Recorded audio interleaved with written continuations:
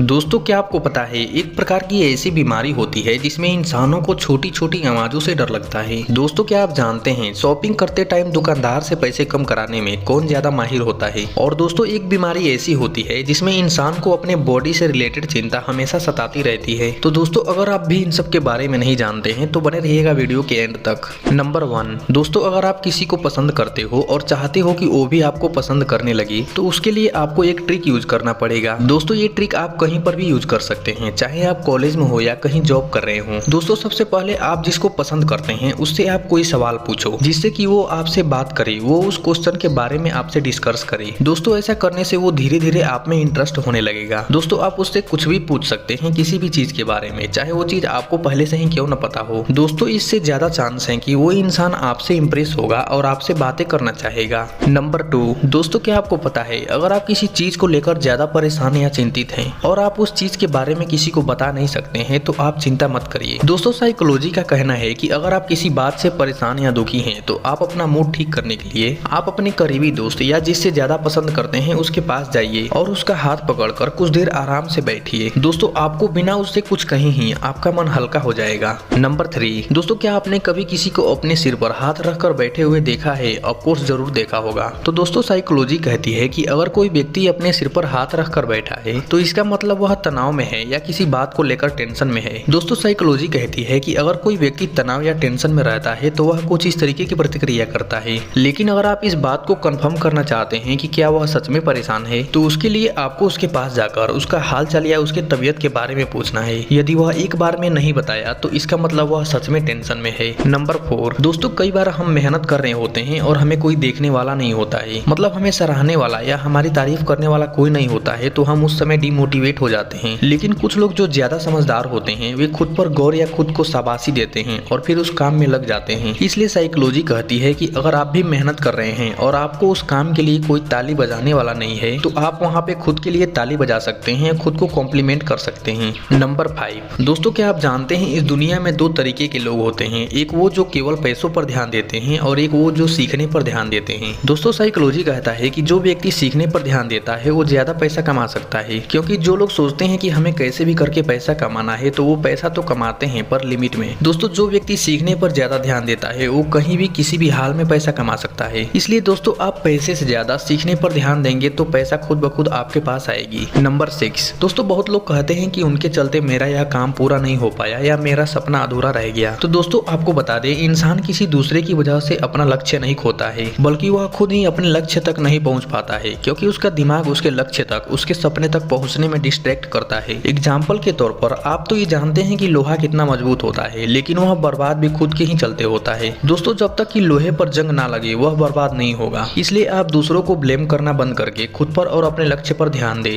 Number 7 दोस्तों, आप लोग शॉपिंग तो करते ही होंगे, लेकिन क्या आप जानते हैं मेल और फीमेल दोनों में शॉपिंग करते टाइम दुकानदार से पैसे कम कराने में कौन ज्यादा माहिर होता है? दोस्तों वैसे तो हम सभी कहते हैं दुकानदार से पैसे कम करने के लिए, लेकिन साइकोलॉजी के मुताबिक महिलाएं दुकानदार से पैसे कम कराने में माहिर होती हैं, क्योंकि पुरुषों को पैसे कम कराने में थोड़ी शर्म आती है या वो उतना फोर्स भी नहीं करते हैं। दोस्तों अगर आपको यकीन नहीं हो रहा हो तो आप अपने साथ किसी लड़कियों को ले जाकर जरूर देखिएगा, आपको फर्क नजर आने लगेगा। नंबर 8 दोस्तों, क्या आप मिसोफोनिया के बारे में जानते हैं? दोस्तों ये एक प्रकार की बीमारी है। दोस्तों इस बीमारी में लोगों को छोटी छोटी आवाजों पर या छोटी छोटी होने वाली वाइब्रेट से गुस्सा आने लगता है। जैसे अगर कोई सोते वक्त नाक बजा रहा है या कोई खाना खा रहा है तो उससे जो आवाज चटचट की आती है उससे लोग गुस्सा हो जाते हैं, जिसे मिसोफोनिया कहा जाता है। दोस्तों क्या आपके घर में भी कोई इस तरीके की होने वाली आवाजों से गुस्सा करता है? आप हमें कमेंट में जरूर बताइएगा। नंबर 9 दोस्तों, डिस्मोर्फिया नाम की एक ऐसी बीमारी होती है जिसमें इंसान को एक बात की चिंता हमेशा सताती रहती है। दोस्तों इस बीमारी में आदमी अपने बॉडी के किसी भी पार्ट को लेकर बेहद परेशान रहता है। वो सोचता है कि मेरे बॉडी में ये वाला पार्ट का साइज छोटा है या इस पार्ट का साइज बड़ा है। मतलब दोस्तों इस बीमारी में लोगों को आंख, नाक, पैर या बॉडी के किसी दूसरे पार्ट के साइजों से दिक्कत होती है। उन्हें लगता है कि मैं अपने बॉडी के इस पार्ट के चलते दूसरों की तुलना में खराब लग रहा हूँ। दोस्तों भले ही दूसरे लोग उसके बॉडी में उस पार्ट को नोटिस करें या ना करें।